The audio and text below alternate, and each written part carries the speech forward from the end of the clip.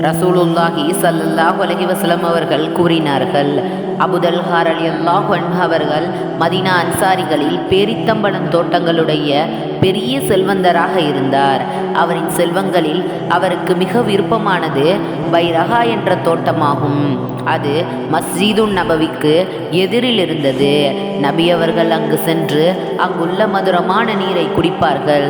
நீங்கள் விரும்புகின்றவற்றிலிருந்து அல்லாஹ்வுக்காக நீங்கள் செலவு செய்யாத வரை நீங்கள் நன்மையை பெற்றுக்கொள்ளவே மாட்டீர்கள் என்ற வசனம் இறங்கிய பொழுது அபூதல்ஹா ரலியல்லாஹு அன்ஹு அவர்கள் எழுந்து நபியவர்களிடம் வந்து, யா ரசூலல்லாஹ், அல்லாஹ் நீங்கள் விரும்புகின்றவற்றிலிருந்து அல்லாஹ்வுக்காக நீங்கள் செலவு செய்யாத வரை நீங்கள் நன்மையை பெற்றுக்கொள்ளவே மாட்டீர்கள் என்று கூறுகிறான். என் செல்வங்களில் எனக்கு மிக விருப்பமானது பைரஹா தோட்டமே.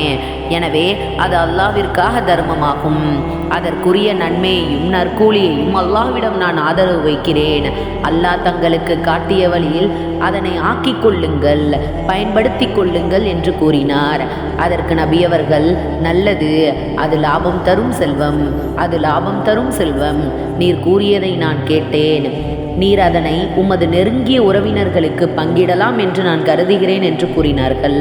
அபூதல்ஹா ரலியல்லாஹு அன்ஹு அவர்கள் நபியவர்களிடம், யா ரசூலல்லாஹ், அவ்வாறே செய்கிறேன் என்று கூறிவிட்டு அதை தன் உறவினர்களுக்கும் தன் சச்சாவின் பிள்ளைகளுக்கும் பங்கிட்டு கொடுத்தார்.